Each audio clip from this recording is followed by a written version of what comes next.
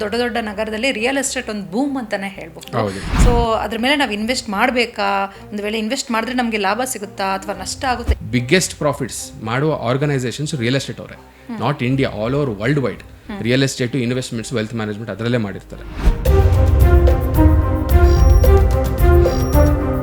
Real estate ಬಗ್ಗೆ ಒಂದು ಮಾಫಿಯಾನೇ ಅಂತಾರೆ ಸರ್. ಯಾಕಂತ ಹೇಳಿದ್ರೆ ಸುಮ್ಮನೆ ರೇಟನ್ನ ಜಾಸ್ತಿ ಮಾಡಿಬಿಡ್ತಾರೆ, ಡಿಮ್ಯಾಂಡ್ ಕ್ರಿಯೇಟ್ ಮಾಡ್ತಾರೆ. ಸೊ ಈ ಥರದ್ದೆಲ್ಲ ಒಂದಷ್ಟು ಕನ್ಫ್ಯೂಷನ್ಸ್ ಇದೆ. ಮಾಡಲ್ಲ ಅಂತ ನಾನು ಹೇಳಕ್ ಹೋಗಲ್ಲ, ಬಟ್ ರಿಯಲ್ ಎಸ್ಟೇಟ್ನಲ್ಲಿ ಒಂದು ಎಲ್ಲರಿಗೂ ಒಪ್ಕೊಳ್ಳೋ ಒಂದು ಮಾತೇನೆಂದರೆ, ಹಾಕಿದ್ಮೇಲೆ ಲಾಭ ಆಗೋದು ಗ್ಯಾರಂಟಿ. ಒಬ್ಬ single bedroom house, double bedroom house ಒಂದು 40 ರಿಂದ 45 ಲಕ್ಷ ಅಂತ ಇರ್ತೈತೆ. ಇನ್ನೊಂದು ಬಹಳಷ್ಟೊಂದು ಚೆನ್ನಾಗಿ ಕಟ್ಟಿರೋಂಥದ್ದು 65 ರಿಂದ 70 ಲಕ್ಷ ಅಂತ ಇರುತ್ತೆ. ಸೊ ನಾವೇನು ಯೋಚನೆ ಮಾಡ್ತಾ ಇದ್ದೇವೆ, ನನ್ನ ಬಜೆಟ್ನಲ್ಲಿ ಇದು ಸಿಗುತ್ತೆ ಅಂತ ಯೋಚನೆ ಮಾಡಿ ನಾನು ಇದಕ್ಕೆ ಹೋಗ್ತೀನಿ. ಇದು ಎಷ್ಟು ಮಟ್ಟಿಗೆ ಸರಿ? ಕನ್ಸ್ಟ್ರಕ್ಷನ್ನಲ್ಲಿ ಲಾಸ್ಟ್ 5 to 6 years ತನಕ ಆಕ್ಯುಪೆನ್ಸಿ ಸರ್ಟಿಫಿಕೇಟ್ ಅಂದ್ರೇನು, ಕಮೆನ್ಸ್ಮೆಂಟ್ ಸರ್ಟಿಫಿಕೇಟ್ ಅಂದ್ರೇನು, ಈ ಡಿವಿಯೇಷನ್ ಅಂದ್ರೇನು, ಸೆಟ್ ಬ್ಯಾಕ್, ಇವೆಲ್ಲ ನಮ್ಮ ಸಿಲೆಬಸ್ ಅಲ್ಲೇ ಇರಲಿಲ್ಲ ನಾರ್ಮಲ್ ಕಾಮನ್ ಮ್ಯಾನ್ಗೆ. ಈಗ ಪ್ರತಿಯೊಬ್ಬರು ಚೆಕ್ ಮಾಡ್ತಿದ್ದಾರೆ, ಯಾಕಂದರೆ ಕರೆಂಟ್ ಕೊಡಲ್ಲ, ಇಲ್ಲಾಂದರೆ ಕನ್ಸ್ಟ್ರಕ್ಷನ್ ಕ್ವಾಲಿಟಿ ಚೆನ್ನಾಗಿರಲ್ಲ. ಸೊ ನೀವು ಒಂದು ಕನ್ಸಲ್ಟೆಂಟ್, ಒಂದು ಪ್ರೊಫೆಷನಲ್ ಅಪ್ರೋಚಲ್ಲಿ ಹೋಗಿದ್ರೆ ನಿಮಗೆ ಆ ಥರ ಪ್ರಾಜೆಕ್ಟ್ಸ್ ಎಲ್ಲ ಅವಾಯ್ಡ್ ಮಾಡ್ಬೋದಾಗಿತ್ತು.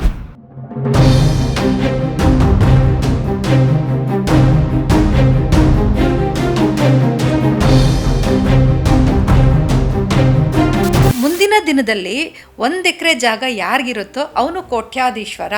ಖಂಡಿತ ನಿಜ. ಯಾಕಂದರೆ ಇಲ್ಲಿ ನೋಡಿ, ಭೂಮಿ ಮೇಲೋಗುತ್ತೆ ಅಂತ ಭೂಮಿ ಮೇಲೆ ಬೆಲೆ ಇಲ್ಲ, ಭೂಮಿ ಮೇಲೆ ಲಾಭ ಆಗುತ್ತೆ ಅಂತ ನಾವು ಎಲ್ಲಿ ತನಕ ನಂಬ್ತೀವೋ ಅಲ್ಲಿ ತನಕ ಭೂಮಿ ಮೇಲೆ ಬೆಲೆ ಇಲ್ಲ. ನಾವು ಬೇಗ ಶ್ರೀಮಂತರಾಗಬೇಕು ಅಂತ ಹೇಳಿದ್ರೆ, ಬೇಗ ಅರ್ನ್ ಮಾಡಬೇಕು ಅಂತ ಹೇಳಿದ್ರೆ ಏನು ಮಾಡಬೇಕು sir? How to become rich ಅಂತಂದ್ರಲ್ಲ, ಅದನ್ನ ನೋಡಬಾರ್ದು. You should always think what is the way to become rich. ಅಂದರೆ ಸಿಸ್ಟಮ್ ಏನು? ಯಾರೋ ನಿಮ್ಗೆ 1 ಕೋಟಿ ಕೊಡ್ತಾರೆ, ನಿಮ್ಗೆ ಏನು ಮಾಡಬೇಕು ಗೊತ್ತಿಲ್ಲ, ಫ್ರಾಂಕ್ಲಿ ಹೇಳ್ತೀನಿ, ನಿಮ್ಗೇನು ಗೊತ್ತಿಲ್ಲ ಅಂದರೆ ಇನ್ನು 3 ವರ್ಷಕ್ಕೆ ಅದೆಲ್ಲ ಖಾಲಿ ಆಗೋಗುತ್ತೆ. Financial literacy zero in India.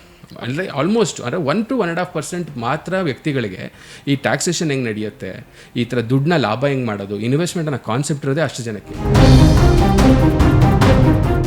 ನಮಸ್ಕಾರ ವೀಕ್ಷಕರೇ, ಇವತ್ತು ಪ್ರತಿಯೊಬ್ಬರಿಗೂ ಸಹ ಒಂದು ಮನೆ ಕಟ್ಟಬೇಕು, ನಮಗೆ ಒಂದು ಸ್ವಂತ ಮನೆ ಬೇಕು ಅನ್ನೋ ಆಸೆ, ಬಯಕೆ ಇರೋದು ಸಹಜ.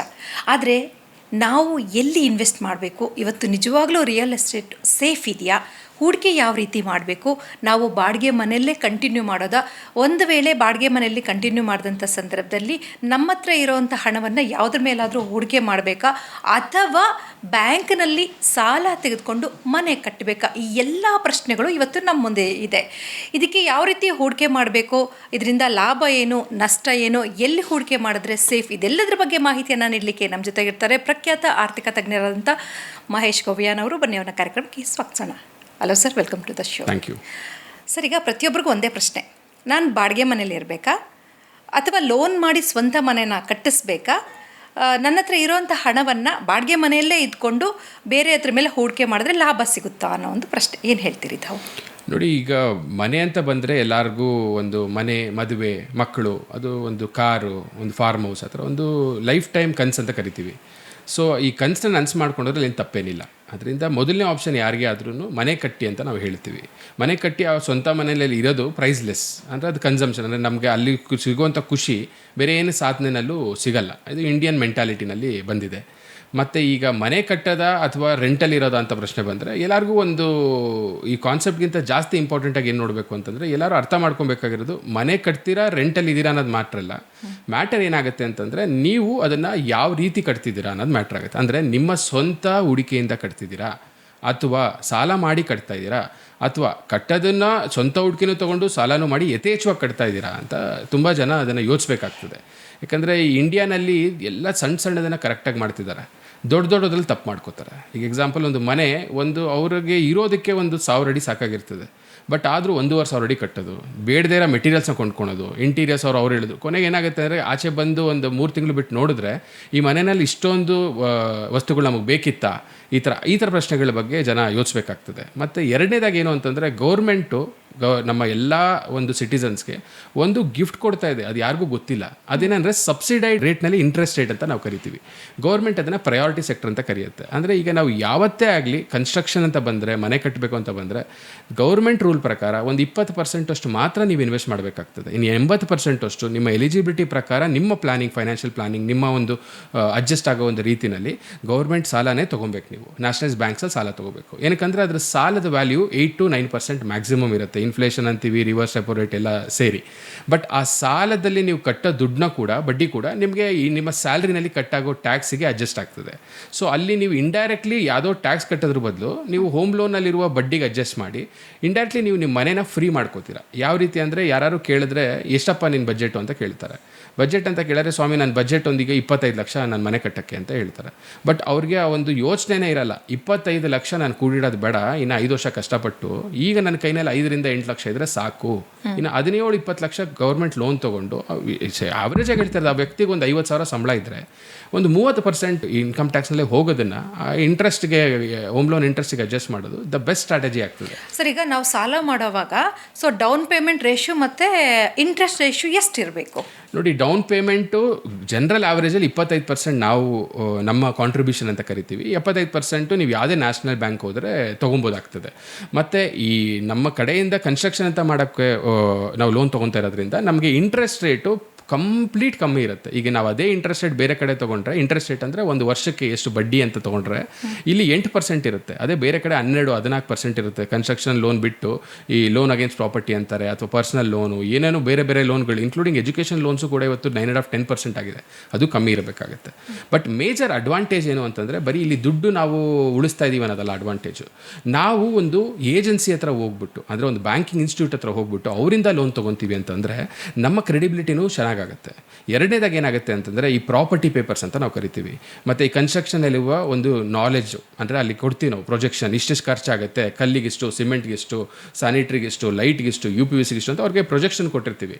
ಅದನ್ನೆಲ್ಲ ಅವರು ಆಡಿಟ್ ಮಾಡ್ತಾರೆ. ಅವರು ನೋಡ್ತಾರೆ ಥರ್ಡ್ ಪಾರ್ಟಿ ವ್ಯಾಲ್ಯೂಷನ್ ಇಷ್ಟು ಖರ್ಚು ಬೀಳುತ್ತಾ ಅಂತ.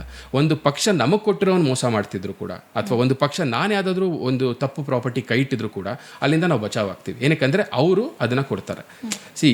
ಈ ವಿಷಯಕ್ಕೆ ಏನು ಹೇಳ್ತೀನಿ ಅಂತಂದರೆ, ನಾವು ಇರುವ ಒಂದು ಮಾರ್ಗಗಳನ್ನ ಯೂಸ್ ಮಾಡ್ಕೊಬೇಕು. ಈಗ ಅಲ್ಲಿ ಒಂದು ಆಪರ್ಚುನಿಟಿ ಇದೆ, ಅಲ್ಲೊಂದು ಇನ್ಸ್ಟಿಟ್ಯೂಟಲ್ಲಿ ಲೋನ್ ಸಿಗುತ್ತೆ, ಆ ಲೋನ್ ಸಿಗೋದನ್ನು ಮಾತ್ರ ನೋಡಬಾರ್ದು. ಕೆಲವರು ಹೇಳ್ತಾರೆ ನನಗೆ ಸಾಲ ಬೇಡ, ಯಾಕೆ ಬೇಕಿತ್ತು, ನನ್ನದಲ್ಲೇ ಕಟ್ತೀನಿ, ಸಾಲ ಮಾತ್ರ ಕಟ್ಟಲ್ಲ ಅಂತ. ನೋಡಿ, ಸಾಲ ಕಟ್ಟಲ್ಲ ಅಂದರೂ ಪರವಾಗಿಲ್ಲ, 25 ಲಕ್ಷ ನಿಮ್ಮ ಬಜೆಟ್ ಇದ್ದು 24 ಲಕ್ಷ ನೀವು ಕೊಡಿ, ಇನ್ನು 1 ಲಕ್ಷ ಸಾಲ ಮಾಡಿ. ಯಾಕಂದ್ರೆ ಆ 1 ಲಕ್ಷಕ್ಕೆ ಅವರು 1 ಲಕ್ಷದಷ್ಟು ಬೆನಿಫಿಟ್ ಕೊಡ್ತಾರೆ ನಿಮಗೆ. ಏನಕಂದರೆ ಲೀಗಲ್ ಒಪಿನಿಯನ್ ಮಾಡಿಕೊಡ್ತಾರೆ, ವ್ಯಾಲ್ಯೂಯೇಷನ್ ಮಾಡಿಕೊಡ್ತಾರೆ, ಕನ್ಸ್ಟ್ರಕ್ಷನ್ ಟೈಮ್ಸ್ನಲ್ಲಿ ಅವ್ರು ಬಂದು ಚೆಕ್ ಮಾಡ್ತಿರ್ತಾರೆ. ನಿಮ್ಗೊಂದು ಸಪೋರ್ಟ್ ಸಿಸ್ಟಮ್ ಆಗಿ ಕ್ರಿಯೇಟ್ ಆಗುತ್ತೆ. ಸೊ ಮೇಜರ್ಲಿ ನಾವೇನು ಹೇಳೋದು ಅಂತಂದರೆ, ಕನ್ಸ್ಟ್ರಕ್ಷನ್ ಅಂತ ಮಾಡೋಕ್ಕೆ ಹೊರಟಾಗ ಸಾಲ ಮಾಡಿ ಕಟ್ಟಿ, ಮತ್ತು ಮನೆ ರೆಂಟ್ಗಿರ್ತೀರಾ ಅಥವಾ ನೀವೇ ಓನ್ ಮಾಡ್ತೀರಾ ಅಂತಂದರೆ ಲಿಮಿಟ್ ಇರೋದನ್ನು ತೊಗೊಬೇಕಾದ್ರೆ ಇವತ್ತಿನ ಟ್ರೆಂಡ್ ಆಗ್ತದೆ. ಯಾಕಂದರೆ ಎಲ್ಲ ಮನೆ ಕಟ್ತಾರಲ್ಲ, ಏನು ಮಾತೇನಿಲ್ಲ. ನೀವು ಮನೆ ಯಾವಾಗ ಕಟ್ತೀರಿ, ಯಾವತ್ತಾರು ಒಂದಿನ ಹೋಗೋಕ್ಕೆ ಮುಂಚೆ ಎಲ್ಲರೂ ಒಂದು ಮನೆ ಕಟ್ಟೆ ಹೋಗಿರೋದು, ಯಾರು ಮನೆ ಕಟ್ಟದೇನು ಹೋಗಲ್ಲ.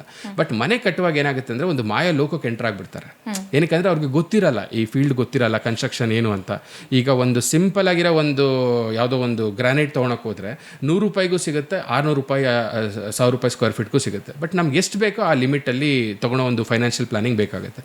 ಇದೆಲ್ಲ ಪ್ರಾಬ್ಲಮ್ ಇಂಡಿಯಾನಲ್ಲಿ ಮಾತ್ರ ಇರೋದು. ನೀವು ಬೇರೆ ದೇಶಗಳಿಗೆ ಕಂಪೇರ್ ಮಾಡಿದ್ರೆ ಆಟೋಮೆಟಿಕಲಿ ಅಲ್ಲೇ ಅವ್ರಿಗೆ, ಈಗ ನಾವೇನಾದ್ರು ಸ್ಯಾಲ್ರಿ ಅಂತ ಬಂದರೆ ಅವ್ರಿಗೆ ಡಿಡಕ್ಷನ್, ಡಿಸೆಂಬರ್ನಲ್ಲಿ ಅವ್ರ ITR ಫೈಲಿಂಗ್ ಇರುತ್ತೆ. ಯಾವ್ದಾದ್ರು ಡೆವಲಪ್ಡ್ ಕಂಟ್ರಿ ಎಕ್ಸಾಂಪಲ್ ತೊಗೊಂಡ್ರೆ ಆಟೋಮೆಟಿಕಲಿ ಅವ್ರು ಒಂದು ಲೋನ್ಗೆ ಹೋಗಿರ್ತಾರೆ. ಆ ಲೋನ್ ಇಂಟ್ರೆಸ್ಟ್ ರೇಟ್ ತುಂಬ ಕಮ್ಮಿ ಇರುತ್ತೆ ಕಂಪೇರ್ ಟು ಇಂಡಿಯಾ. ಬಟ್ ಅವರು ಎಲ್ಲ ಇನ್ವೆಸ್ಟ್ಮೆಂಟ್ ಆ್ಯಂಗಲ್ನಲ್ಲೇ ಪುಷ್ ಮಾಡಿರ್ತಾರೆ. ಅದು ನಮ್ಮ ಕಂಟ್ರಿನಲ್ಲಿ ತುಂಬ ಲ್ಯಾಕಿಂಗ್ ಇದೆ. ಅಂದರೆ ಲಿಟ್ರಸಿ ಅಂತ ನಾವು ಕರಿತೀವಿ. ಎಲ್ಲ ಟೈಮು ಲಿಟ್ರಸಿ ರೇಟ್ ಇಲ್ಲಿ ಕೇರಳಲ್ಲಿ ಬೆಳೀತು, ಇಲ್ಲಿ 10th ಪಾಸ್ ಆದರೂ, ಇಲ್ಲಿ ಅದೆಲ್ಲ ಬೇಕಾಗಿರೋದು. Financial literacy 0 in India. ಅಂದರೆ ಆಲ್ಮೋಸ್ಟ್ ಅಂದರೆ 1 to 1.5% ಮಾತ್ರ ವ್ಯಕ್ತಿಗಳಿಗೆ ಈ ಟ್ಯಾಕ್ಸೇಷನ್ ಹೆಂಗೆ ನಡೆಯುತ್ತೆ, ಈ ಥರ ದುಡ್ಡನ್ನ ಲಾಭ ಹೆಂಗೆ ಮಾಡೋದು, ಇನ್ವೆಸ್ಟ್ಮೆಂಟ್ ಅನ್ನೋ ಕಾನ್ಸೆಪ್ಟ್ ಇರೋದೇ ಅಷ್ಟು ಜನಕ್ಕೆ. ಬೇರೆಯವ್ರು ಎಲ್ಲರೂ ಇವತ್ತು ಬಂತ ಇವತ್ತಿಗೆ ಖರ್ಚು ಅಂತಾರೆ. So government should take measures, ಸ್ಕೂಲಿಂದನೇ ಅದನ್ನು ತಿಳಿಬೇಕಾಗ್ತದೆ ಅಂತ ನನ್ನ ಭಾವನೆ. ಅಲ್ಲ, ಎಷ್ಟೋ ಸ್ಕೀಮ್ಗಳು ಇವತ್ತು ಗೌರ್ಮೆಂಟಲ್ಲಿ ಇರೋವಂಥದ್ದು ಜನಸಾಮಾನ್ಯರಿಗೆ ಗೊತ್ತೇ ಇಲ್ಲ. ಸೊ ಅದನ್ನು ಗೊತ್ತು ಮಾಡೋದು ಹೇಗೆ ಅನ್ನೋದು ಕೂಡ ಇವತ್ತು ನಮ್ಮ ಮುಂದಿರ್ತಕ್ಕಂಥ ಪ್ರಶ್ನೆ. ಯಾಕಂತ ಹೇಳಿದ್ರೆ ಬೆಂಗಳೂರು ಅಂತ ದೊಡ್ಡ ದೊಡ್ಡ ನಗರದಲ್ಲಿ ರಿಯಲ್ ಎಸ್ಟೇಟ್ ಒಂದು ಬೂಮ್ ಅಂತಾನೆ ಹೇಳ್ಬಹುದು. ಸೊ ಅದ್ರ ಮೇಲೆ ನಾವು ಇನ್ವೆಸ್ಟ್ ಮಾಡಬೇಕಾ, ಒಂದು ವೇಳೆ ಇನ್ವೆಸ್ಟ್ ಮಾಡಿದ್ರೆ ನಮಗೆ ಲಾಭ ಸಿಗುತ್ತಾ ಅಥವಾ ನಷ್ಟ ಆಗುತ್ತಾ, ಈ ಕನ್ಫ್ಯೂಷನ್ ಕೂಡ ಇದೆ. ನೀವು ಇದ್ರ ಬಗ್ಗೆ ಏನು ಹೇಳ್ತೀರಿ? ನೋಡಿ, ಈಗ ಎಲ್ಲ ಕಡೆ ಕೇಳಿರ್ತೀರಾ, ಇದನ್ನು ಕೇಳದೇ ಇರೋ ಜಾಗನೇ ಇಲ್ಲ. ನಮ್ಮ ತಾತ ಅಲ್ಲಿ ಹೋಗ್ತಾ ಇದ್ರು, ಅಲ್ಲಿ 2 ಎಕರೆ ಹೈವೇ ರೋಡಲ್ಲಿ ಕೊಡ್ತೀನಿ ಅಂದರು, 1 ಮೂಟೆ ಮಾವಿನ ಹಣ್ಣು ಕೊಟ್ಟರೆ ಕೊಡ್ತೀನಿ ಅಂದರು, ಅವ್ರಿಗೆ ತೊಗೊಳ್ಲಿಲ್ಲ.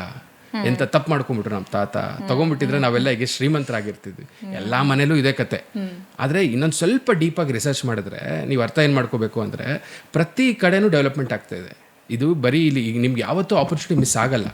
ಇಲ್ಲಿ ಲಾಭ ಮಾಡ್ತಾ ಇರೋದು ಇಲ್ಲಲ್ಲ, ಕನಿಷ್ಠ 70% ಆಫ್ ದ ಬಿಗ್ಗೆಸ್ಟ್ ಪ್ರಾಫಿಟ್ಸ್ ಮಾಡುವ ಆರ್ಗನೈಸೇಷನ್ಸ್ ರಿಯಲ್ ಎಸ್ಟೇಟ್ ಅವರೇ. Not India, all over world wide real estate, investments, wealth management ಅದರಲ್ಲೇ ಮಾಡಿರ್ತಾರೆ.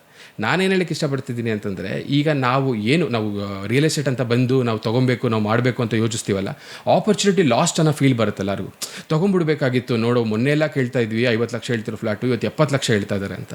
ಬಟ್ ತುಂಬ ಅರ್ಥ ಮಾಡ್ಕೊಬೇಕಾದೇನೆಂದರೆ, ಇದೆಲ್ಲ ಕಾನ್ಸೆಪ್ಟ್ ಬರೀ ಕನ್ಸಂಪ್ಷನಿಗೆ ಮಾತ್ರ. ನೀವು ಸ್ವಂತಕ್ಕೆ ತೊಗೊಬೇಕಾ, ಹೊಟ್ಟೆ ಹುರ್ಕೋಬೇಕು, ಇಲ್ಲ ಬೇಜಾರಾಗಬೇಕು, ಫೋಮೋ ಅಂತೀವಿ, ಫಿಯರ್ ಆಫ್ ಮಿಸ್ಸಿಂಗ್ ಔಟ್ ಆಗಬೇಕು, ಅಯ್ಯೋ ನಾನು ಕಮ್ಮಿಗೆ ಸಿಗ್ತಾ ಇತ್ತು ಇದನ್ನು ತೊಗೊಂಡಿಲ್ಲ ಅಂತ. ಬಟ್ ಅದೊಂದು ಕನ್ಸಂಪ್ಷನ್ ಅಂದರೆ ನಾನು ಇರ್ತೀನಿ ಅನ್ನೋ ಮಾತು ಬಿಟ್ಟು ಯೋಚಿಸ್ ನೋಡಿ. ಅಂದರೆ ಈಗ ನಾನು ಬನಶಂಕರಿ ಅವನು, ನಾನು ಬನಶಂಕರಿಲೇ ಇರಬೇಕು, ನಾನು ಮೈಸೂರಲ್ಲೇ ಇರಬೇಕು.